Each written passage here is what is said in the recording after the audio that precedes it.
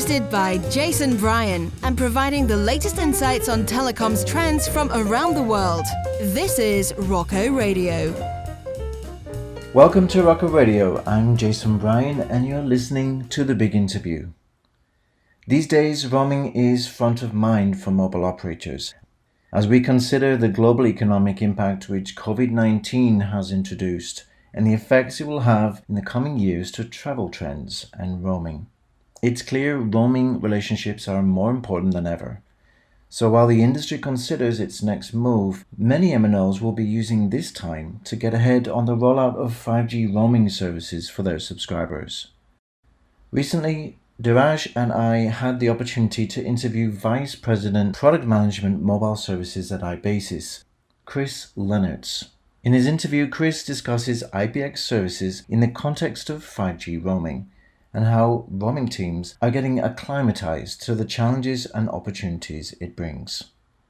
The 5G non-standalone architecture gives operators the unique capabilities to do that. So there are actually no technical challenges in launching roaming at the same time. So it's mostly a commercial or a slightly operational decision. So get started early with 5G roaming as the 5G market is moving much faster than 4G roaming has developed. So it's a pleasure to be here in London. Diraj Wazir is with me. Hi Jason, it's a pleasure to be here in Ibasis offices in sunny London. Although it was snowing this morning, but it's still always sunny. Yeah.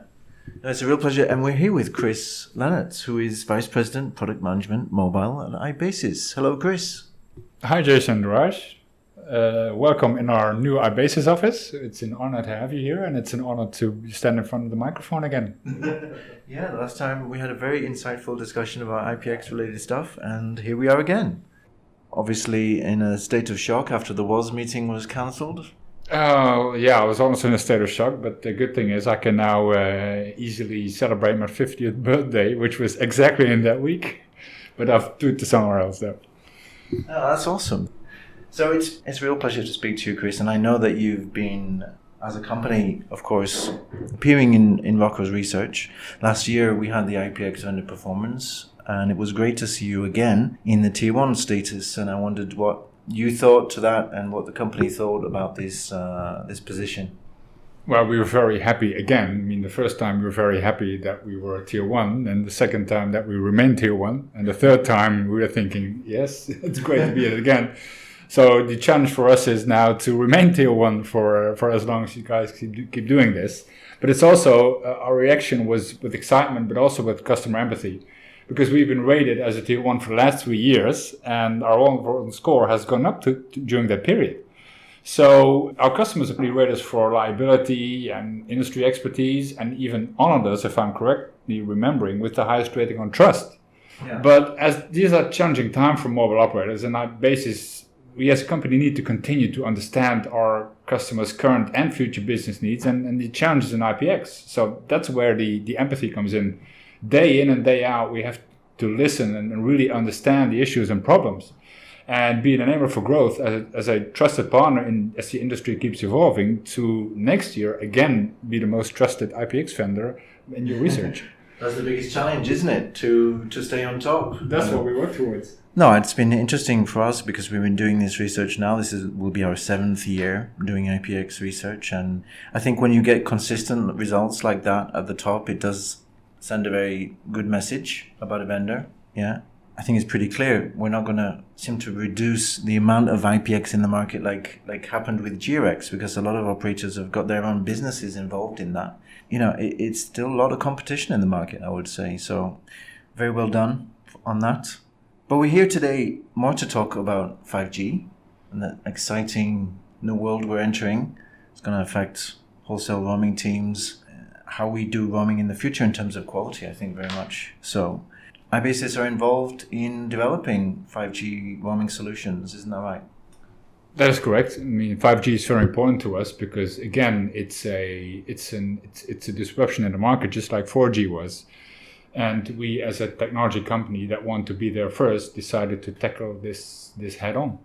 One question I'm going to throw at you, it's a bit of a blinding question, but an IPX is really, they were born with 4G roaming. So with 5G roaming, how is that going to evolve? What are you going to do above and beyond what you did for 4G, for 5G? Is it a whole new suite of services, value-added services, etc.? Or Well, it's interesting that you ask. One thing that we did in 4G when we went from SS7 to diameter was to take that disruption and help the operator go through that.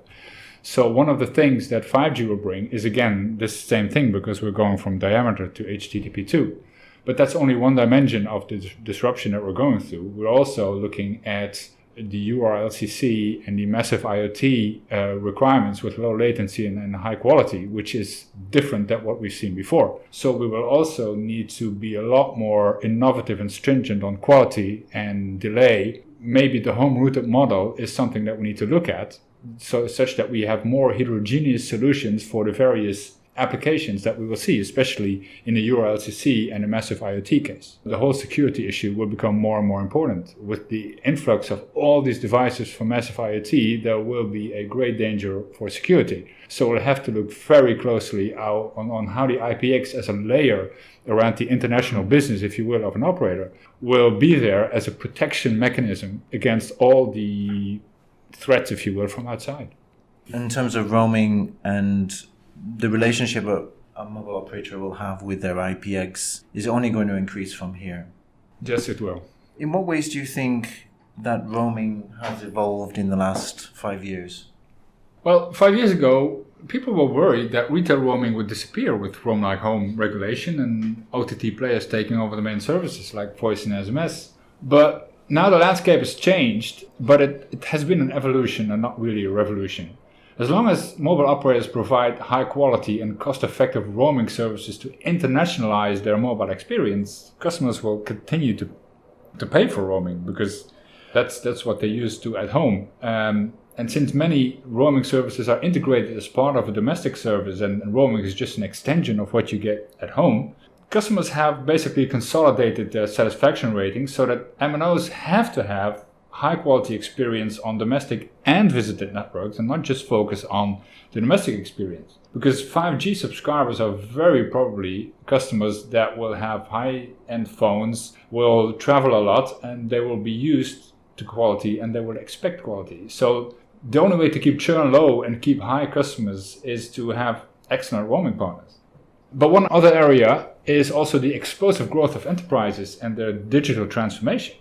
Many enterprises have IoT devices that get distributed around the globe, and their usage patterns span country borders. So with both situations, roaming is a key element to make these access services work. But from a very practical perspective, what we have mainly seen in the last 3 years, especially since Roam Like Home came about, is the sentence that we use every day is doing more with less. Traffic has exploded, complexity has increased, requirements have accumulated, but budgets have been stabilized or even shrunk. So we as Ibasis, we love that kind of stuff. We have been a wholesale voice company for years. We have been used to that kind of situation for years. And we really perform best when circumstances are tough. So I would say when the tough going gets tough, the tough get going. And what would you say, coming out of 5G roaming specifically, what is the biggest challenge that you see in terms of advancing 5G roaming? I think it's just a matter of doing it, actually. Waiting too long.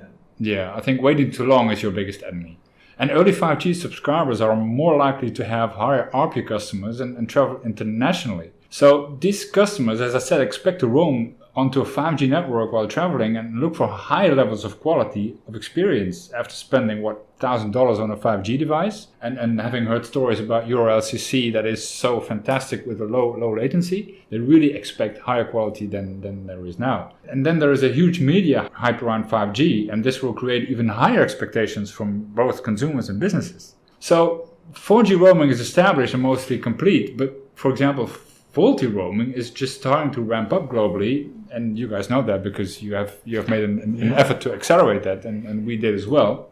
And so operators need to consider 5G roaming sooner rather than later and not find reasons to not do that, because it's all about user experience. Unfortunately, 3GPP, the standardization body, has done us all a favor by providing the non-standalone architecture that bolts on basically a 5G radio to a 4G core. So that means that the existing 4G roaming interconnect services can be used to support 5G roaming initially. So actually, there's no real reason to wait. Wait along at your own peril, as large multi-country operators have already begun 5G roaming. In terms of non-standalone, has eliminated the technical challenges normally found in new generation of roaming, unlike 4G, which had a new core from the start. If you don't do it, I would say your local competitors will. So we're all ready, and I would say start the marketing and please your customers. And so, bearing that in mind, who is the operators, let's say, who are making the greatest advancements in 5G roaming today? I see the most official activity in South Korea traditionally and the US. So we've seen Korea Telecom and LG Plus and SK making advancements with some even announced commercial roaming agreements. And actually we are already transporting the traffic over, let's say, the 4G core, because as I said, it's part of the existing IPX. And we, of course, saw also Vodafone launch 5G domestically and also in the next number of countries, and is allowing 5G roaming of customers within the Vodafone property. So it's also happening in Europe, and the US is also starting. So let's say the usual suspects are starting this already and have started it. Based on your experience with 5G roaming and what's been going on, and you've been studying this area, what is the question you're most tired of hearing on 5G? And what would you say about it so you never have to answer that question again? Well, it's a bit early to have that kind of talk already, but there is one question indeed that I hear a lot, both internally and externally, and that is what I think of the fear that retail and wholesale roaming will disappear with 5G because of the need of ultra-low latency services, and roaming is simply not an option anymore. If you have a use case where you have to go down to a delay of 1 millisecond, for example, with connected cars or microsurgery, that means that taking the traffic home or to any other country where you have, 150 or 100 milliseconds delay is simply not an option anymore. And you have to work with edge computing to make that actually happen. And people think that is representative for all traffic and all use cases and all roaming. And that's simply not true. It's what I said before. We will see a complex, heterogeneous coexistence of all kinds of applications and use cases, which will require a variety of solutions to make it work, including local routed and home routed traffic. And it will all start with eMBB, which is enhanced mobile broadband, which is simply nothing more than making what we have today even faster. And the URLCC, the ultra reliable low latency communications, will have use cases where an ultra low latency will need to happen. But then the question is, do you need to take that from roaming, or do you do that in a more local scenario? So I don't think it's a threat. It's just an opportunity for us to innovate the roaming business. So Chris, do you envision that when we move to 5G, basically the current model of home routing will completely move on to LBO, local breakout scenario? No, I don't think so. I think that depends on the level of control that the operator wants to have on the traffic and need to actually keep it local. So, for example, if you have a self-driving car application where the actual allowed delay is up to a couple of milliseconds and taking the traffic back home is not even an option, that is an isolated situation where the local operator and the home operator need to find a solution for it together with the car manufacturer or the overall communication service provider. But that is one of the many cases that we'll see. So I think there will be a peaceful coexistence of all models, as long as the one that is controlling the traffic gets the signaling and can actually bill for and police the traffic where necessary. But the actual payload will have to go wherever the use case demands it to, and that will be a coexistence of home-routed and local broken-out traffic.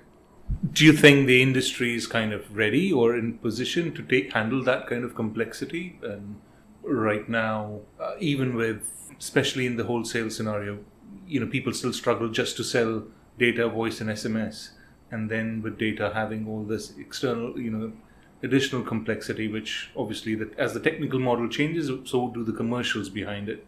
So what would your advice be to kind of mobile operators? How do they deal with this, what seems to be going to become a very complicated area? I think we're not ready for that yet, because we as an industry have been pretty conservative, but I think we will solve it. I think 5G will be driven by new applications, because as I said before, we've seen that 5G adoption is going a lot quicker than 4G.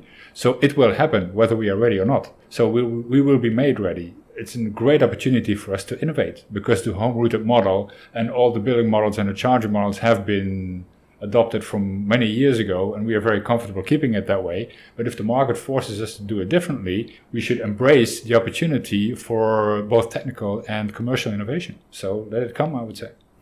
One of the interesting things I was hearing about 5G, isn't 5G just about Internet of Things? Isn't it that the latency is needed for that?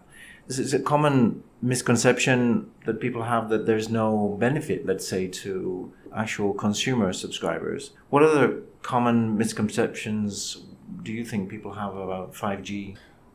I think it depends on who you ask. If you would ask the man in the street, he or she will probably say it's just more speed. And do I really need that? But they ask that with every new G, because I think there's a flying wheel construction where if you give somebody more speed, somebody will find out an application that actually uses it. And if you look at some use cases in South Korea with augmented reality and virtual reality and three-dimensional stuff and holograms, people will find out a new video application that really does require 1 gigabit per second. 5G is not only about speed, even though a lot of people think that. 5G is also about massive IoT and massive more density of devices. And that is so complex, even though those devices don't use a lot of bandwidth. There's a lot of security things and device management stuff that needs to be arranged such that the operator can finally tap into the enterprise aspect of 5G, because I've seen business cases where the return on investment for 5G without looking at the enterprise sector is, let's say, roughly 15 years. But if you take into consideration that there is a huge B2B opportunity, it could go down to, let's say, 10 years. And that's where the URLCC and the massive IoT and the private 5G network aspect comes to play. Because one of the other misconceptions in 5G is that it doesn't work in an indoor environment. But I see more and more private LTE and private 5G players coming up that say, I want to have my own 5G network within an airport or within my car manufacturing plant to replace Wi-Fi. And that's a totally different dimension of doing 5G than before. And that is a part of the enormous opportunity for enterprises and MNOs to work together to create that. So I think there's a huge opportunity that we haven't even come up to see yet. And the international aspect, of course, is very interesting. So if an airport wants to have its own 5G network, and there are a lot of travelers, that means that the IPX plays an enormous important role to connect that airport to the rest of the world, because there will be thousands and thousands of travelers each day demanding a fantastic connection. In fact, you reminded me of something I saw on LinkedIn a couple of days ago, which was somebody basically taking out a 5G transmitter from a suitcase and setting it up for their own personal use in an office. What effect would you say IoT and M2M roaming has made on 5G roaming in terms of its design and how it's been thought out? Oh, in one word, I would say complexity, which is good, by the way. IoT and M2M are going to greatly expand the number and type of wholesale tariff models between operators, as well as other business models and technical models. Things like NB-IoT, they have a number of options for transporting data over networks, and it could be over signaling, could be over data, and it will be interesting to see how many of these will actually make it to the market. Businesses are going to demand SLAs, even when devices are roaming, because at this point in time that's not the case yet. I know there's been a lot of discussions on that, but it will have to happen for URLCC and the enterprise opportunity to materialize. And over time, IoT usage is going to grow very rapidly and be an ever-increasing slice of the pie for the operator's revenue and profitability. So enterprises, and particularly multinational corporations, they live in a borderless world, and they will lean on 5G roaming as a fundamental option to achieve their digital goals. So I think the advent of IoT and M2M will be an essential piece of 5G and will change both its commercial as is technical complexity. What is one piece of practical advice you would give to someone starting out in 5G roaming? I would say when you first deploy 5G domestically, consider deploying 5G roaming at the same time or very soon after to show customers that you are really serious in upgrading the user experience end to end, literally. As user experience doesn't really end at the border, does it? The 5G non-standalone architecture gives operators the unique capabilities to do that. So there are actually no technical challenges in launching roaming at the same time. So it's mostly a commercial or a slightly operational decision. So get started early with 5G roaming as the 5G market is moving much faster than 4G roaming has developed. And 5G roaming before VoLTE roaming? No, I would start with VoLTE roaming first. That has been due too long. You spoke about security, Chris, and also about private networks. And do you see in this new scenario where there are multiple smaller private networks and it's just not mobile operators offering the service, does that have a big impact on security in your opinion? Well, I think it does, because it means there are more entities that have to be protected, but also more entities that can create a source of fraud or insecurities. And if you have a whole range of devices running across the network or the globe, that is a threat to somebody who wants to use them to harm or the mobile operator or the device or the enterprise behind it. So I think as more entities come into the market, so not only more players but also more devices and more use cases, that will make the world so complex that somebody will find a way to abuse that, because nothing is standard anymore and nothing can be protected in a standard way. So I think one of the roles of the operator can be, as a enabler of this whole new ecosystem, to play that role of gateway to protect customers and devices all at the same time. What are some of the ways Ibasis are making a difference in this new 5G world? Well, it comes all down to the slogan that we have adopted when we're acquired by Tofan, which is be there first. We were there first when 4G came along, and we will be there first again with 5G. So we are working with mobile operators to accelerate their 5G plans. From thought leadership, technical consulting, even strategic outsourcing and cloud-based value-added services, we will be the strategic partner to smoothen the 5G journey for an operator, because they are putting a lot of money into 5G. They're struggling with roaming because the budgets are stabilizing and the roaming revenues have been compromised. So they need a partner to help them with the complexity that I mentioned before and on how to manage that. If there are going to be heterogeneous solutions for a whole range of new applications, somebody needs to take ownership of that and solve that for them or with them. Again, as I said, operators are continually being asked to do more with less, and we have global reach, and the scale that we have can be used to augment the operator's own local resources when they are being pulled in so many different directions, like VoLTE and IoT and 5G all happening at the same time. Do you have case studies or trials happening on 5G roaming at the moment? What we'll be doing is to launch a commercial service for 5G roaming signaling. So when we launch the 4G signaling roaming product called LTE Signaling Exchange in 2012, I think, we'll be doing the same right now, but then not for diameter, but for HTTP2, such that we make a smooth transition from SS7 to diameter to HTTP2. But at the same time, we're already doing or transporting a lot of commercial 5G roaming traffic for those operators that have the non-standalone architecture, especially in Vietnam and South Korea. But of course, our roadmap consists of a lot more than that. We are looking into local breakout architectures. We are looking into enhancing our security proposition to be able for the operator to be able to really focus on the massive IoT, but in such a way that all the other businesses and consumers and devices are being protected. Because we have seen that SS7 and diameter were by design not very secure, and HTTP2 is a little bit better, but still we think there's a lot of opportunity to close the network down to all the threats, such that especially the enterprise can work more closely together with the operator in a safe and secure way, because that's what they will be expecting. Is that like a signaling firewall or? Well, security is a broad thing, but we'll start with a firewall that works across all signaling protocols. So it's not only SS7 in diameter and HTTP2, but also the GTPC signaling within the data is also very important to protect.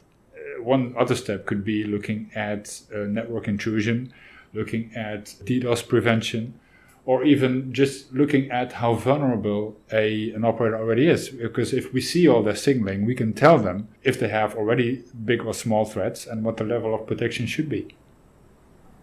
What plans do Ibasis have for the rest of the year coming up, the famous 2020 that everybody's been anticipating all these years? Well, the first thing that we'll launch is the signaling exchange for 5G. And then shortly afterwards, we'll also launch the whole protection suite for securing the network as a whole, not only for 5G, but for all different Gs. Of course, we'll also look into the local breakouts and the multitude of scenarios that there will be for handling the traffic. And then we're talking also about policy control and all kinds of other things. Well, it's a real pleasure to be here in London with you, Chris. Thank you very much for your time. We look forward to seeing you at whatever future event where we'll all be allowed to attend again. Yeah, thank you. I look forward to that, and thank you for interviewing me. And you're all invited for our next customer event. We hope you enjoyed this week's podcast. Look out for more big interviews in the coming weeks. If you're an MNO, you might be interested in taking part in our IPX Network vendor benchmarking research that we do every year. The survey this year includes questions on 5G and, well, as usual, lots of insights into the vendors in the market. Until next time, this is Jason Bryan, and you've been listening to The Big Interview with Rocco Radio.